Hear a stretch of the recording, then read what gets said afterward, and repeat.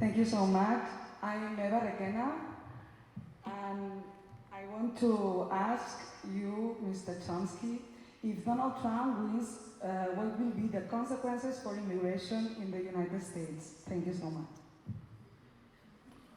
Well, Donald Trump's statements are all over the map.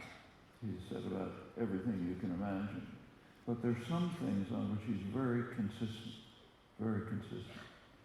One of them is that he wants to drive the world to disaster as quickly as possible. Literally. That is not an exaggeration. And it's a remarkable comment on the media in the United States and internationally that they do not comment on this. It's an astonishing fact. His positions, one of the major crises that we face, everyone should be completely aware of this, is the threat of environmental catastrophe. I barely mentioned it, and that's just the beginning. His position is very clear. Climate change is not happening. We should increase the use of fossil fuels, including coal, the most destructive. We should eliminate environmental regulations and eliminate the agency that's responsible for them. We should abandon the Paris negotiations, COP21, which are just coming into effect, which are insufficient, but at least provide some kind of a basis for hope. We should withdraw from that. We should refuse to give any aid to poor countries, say like Bangladesh, that are trying somehow to move to sustainable energy. And in general, we should race to the precipice as quickly as possible. That's his core program. And it's not just Donald Trump. It's the entire Republican Party. If you follow the primaries, you would have noticed that every single candidate either denies that climate change is happening or says maybe it is, but we shouldn't do anything about it. In other words, major political party in the world's richest and most powerful country, the most powerful in history, which is sure to set its stamp on future history, immediate history. That party is calling explicitly for destruction of the species, virtual destruction of the species. More astonishing than that is the fact that there's no comment on it. Try to find comment on this amazing fact. Virtually nothing. That's one of his policies.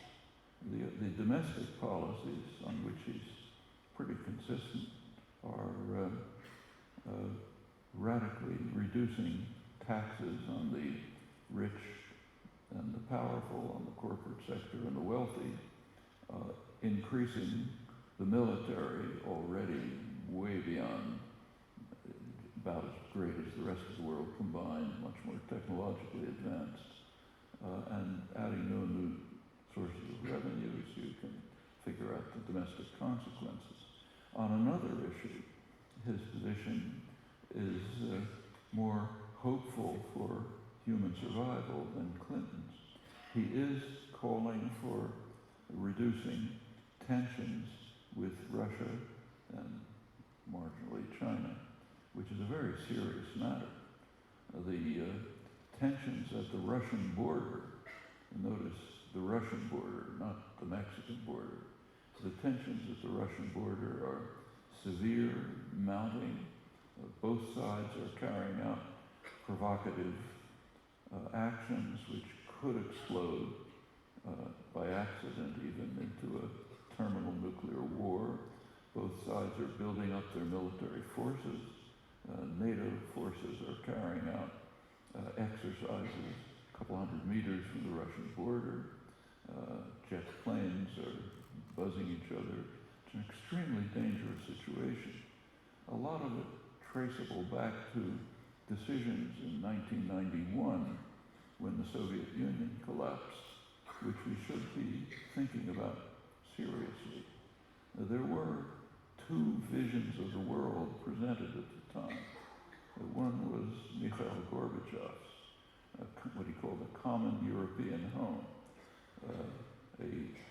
integrated security system throughout all of Europe and European Asia, with no military blocs and integration. That was abandoned. The West insisted on something different: collapse of the Soviet Union, expansion of NATO, at first to East Germany, then right to the Russian border, offers to Ukraine to join NATO, a severe threat to Russia. It's just in simple geopolitical terms. Russia's carrying out its own repressive and violent actions.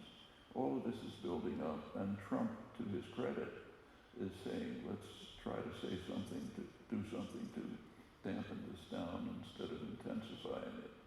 So I think those are the kinds of things we can anticipate, although the idea of somebody like Trump in control of the option of initiating a nuclear war, which is literally terminal for everyone, that's very frightening to security analysts across the spectrum, which is why almost all of them are very frightened of his possible presidency.